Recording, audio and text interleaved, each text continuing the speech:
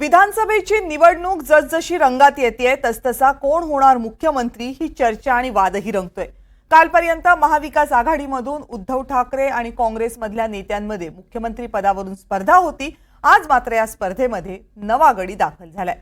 आतापर्यंत मुख्यमंत्री पदावर गप्प बसलेल्या शरद पवार यांनी जयंत पाटील यांचं गाठ पुढे केलंय। हे करताना पवारांनी काय काय साधलंय बघूया। पवार साहेबांना आव्हान करतो, पवार साहेब तुमचा मुख्यमंत्री पदाचा चेहरा कोण एवढं सांगा। तुम्ही तुमचा चेहरा सांगा असं आव्हान फडणवीसांनी शरद पवारांना दिलं। त्याला 24 तास उलटत नाही तोच पवारांनी एक वक्तव्य केलं। तेच नेहमीच्या पवार स्टाईलचं वक्तव्य। थेट काही नाही पण आडून आडून बरंच काही। निमित्त होतं शिवस्वराज्य यात्रेच्या समारोपाचं। या यात्रेचा समारोप जयंत पाटलांच्या इस्लामपुरात झाला। एरवी प्रदेशाध्यक्ष एवढीच जयंत पाटलांची ओळख करून देणाऱ्या पवारांनी यावेळी मात्र महाराष्ट्र सांभाळण्याची शक्ती असलेले जयंत पाटील अशी सुरुवात केली। महाराष्ट्र सांभाळण्याचा आणि महाराष्ट्राला पुढे नेण्याची दृष्टी शक्ती ज्यांच्यामध्ये आहे असे आपल्या सगळ्यांचे सहकारी नेते जयंत पाटील। बरं, एवढ्यावरच पवार थांबले नाही तर महाराष्ट्र घडवण्याची पताकाच पवारांनी जयंत पाटलांच्या खांद्यावर दिली। मला आनंद आहे की अशा पिढीच्या जयंत साहेबांच्या नेतृत्वाने उद्याचा महाराष्ट्र घडवण्याच्यासाठी सावरण्याच्यासाठी भूमिका आपल्या खांद्यावर घ्यावी ही तुमची माझी आणि संपूर्ण महाराष्ट्राची अपेक्षा आहे।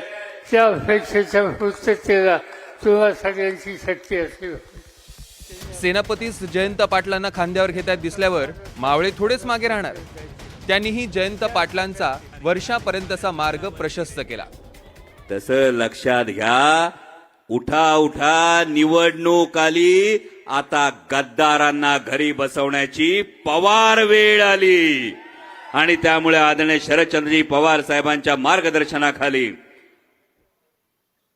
हे सरकार येणार। आणि मगाशी तुम्ही इच्छा व्यक्त केली साहेब सगळ्यांनी, विलक्षण योगायोग आहे। वाळव्याचा माणूस वर्षावर जावा अशी इच्छा व्यक्त झाली। पवारांनी जयंत पाटलांबद्दल दिलेल्या संकेतांमुळे इस्लामपूर खुश झालं। जयंत पाटील भाषणाला उभे राहतात त्यांचं स्वागतच घोषणांनी झालं। आपल्या सर्वांचे आणि देशाचे लाडके नेते आदरणीय शरद पवार साहेब हे आता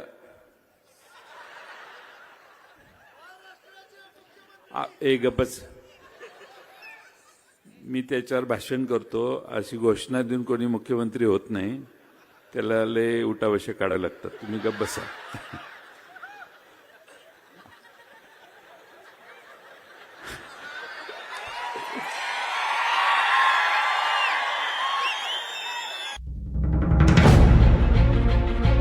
लोकसभा निवडणुकीनंतर शरद पवारांचं वजन आणखी वाढलंय। त्यामुळे शरद पवारांच्या सभेत एक डायलॉग सतत म्हटला जातो।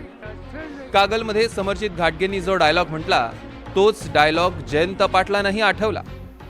अमिताभ बच्चनचा दीवार मधला एक डायलॉग मी सांगतो तुम्हाला।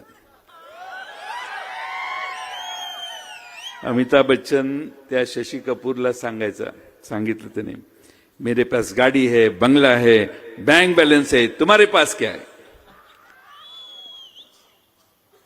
शशी कपूर शांतपणे म्हणतो, मेरे पास माँ है।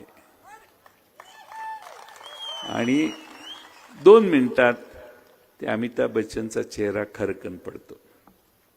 मी यांना सांगत होतो, ते म्हणायचे हे आहे जयंतराव तुम्हाला माहित नाही, चला तुम्ही तिकडं, तुम्ही चूक करताय, सत्तेशिवाय काही नसतं, संकट हे बाकीच्या सगळ्या गोष्टी होतील, तुमच्यासाठी पद राखून ठेवलेलं आहे आणि काय आहे तुमच्याकडे, काय आहे तर सगळा पक्षच मोकळा होतोय, तुमच्याकडे काय राहिलं नाही।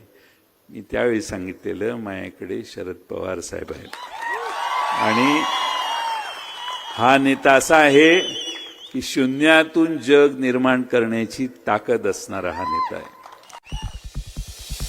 मुख्यमंत्रीपदात आम्हाला रस नाही असं कालपर्वापर्यंत म्हणणाऱ्या पवारांनी अचानक जयंत पाटलांच्या नावाचे संकेत दिल्यावर ठाकरे गट आणि काँग्रेस सावध झाले.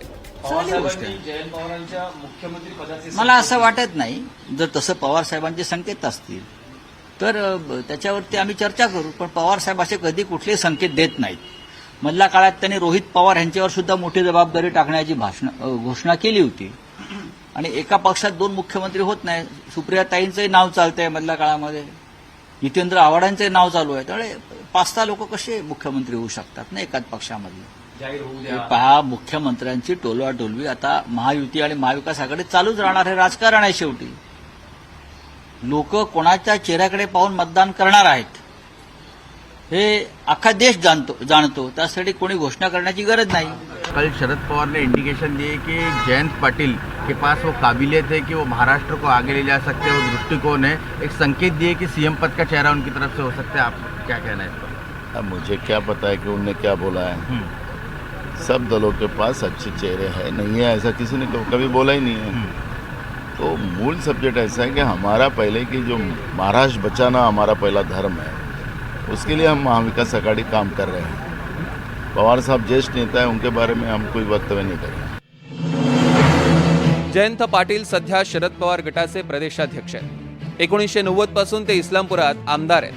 अर्थमंत्री, गृहमंत्री, ग्रामविकास मंत्री, जलसंपदा मंत्री अशी विविध मंत्रिपदं त्यांनी भूषवली आहेत. राज्याचा अर्थसंकल्प सर्वाधिक वेळा मांडण्याचा विक्रम जयंत पाटलांच्या नावावर आहे. शेकापमधून त्यांनी राजकारणाला सुरुवात केली. त्यानंतर पवारांसोबत काँग्रेस आणि राष्ट्रवादी काँग्रेस असा त्यांचा प्रवास राहिलाय. आतापर्यंत महाविकास आघाडीमध्ये जेव्हा जेव्हा मुख्यमंत्री पदाचा विषय निघायचा तेव्हा उद्धव ठाकरे, नाना पटोले, बाळासाहेब थोरात अशा नावांची चर्चा व्हायची. आता शरद पवारांनी जयंत पाटलांच्या नावाचे संकेत देत एका दगडात अनेक पक्षी मारले. जयंत पाटलांना मुख्यमंत्री पदाच्या शर्यतीत आणून हम भी रेस में है असा संदेश पवारांनी दिला. ठाकरे गट आणि काँग्रेसला त्यांनी अस्वस्थ करून टाकले. जयंत पाटलांकडे मोठ्या जबाबदारीचे संकेत देत जयंत पाटलांची निष्ठा आणखी मजबूत करून घेतली आहे. ऐन निवडणुकीच्या तोंडावर राष्ट्रवादीतनं नाव जाहीर करून आम्ही गप्प बसणाऱ्यातले नाही हे पवारांनी दाखवून दिलं. पवारांनी याआधी कर्जत जामखेडमध्ये जाऊन रोहित पवारांकडे मोठ्या जबाबदारीचे संकेत दिले होते. विशेष म्हणजे जयंत पाटलांची शिवस्वराज्य यात्रा नगरमध्ये जाऊनही जयंत पाटलांनी गाडी कर्जत जामखेडकडे वळवली नव्हती. त्यानंतर पवारांनी त्यांच्या व्यस्त वेळापत्रकातनं वेळ काढून अख्खा 1 दिवस खास कर्जत जामखेडमध्ये नातवासाठी दिला होता. पवार संकेत बरेच देतात, पण पवार नेमकं करणार काय हे फक्त पवार आणि पवारच जाणे. Bureau report, NDTV Marathi, Mumbai.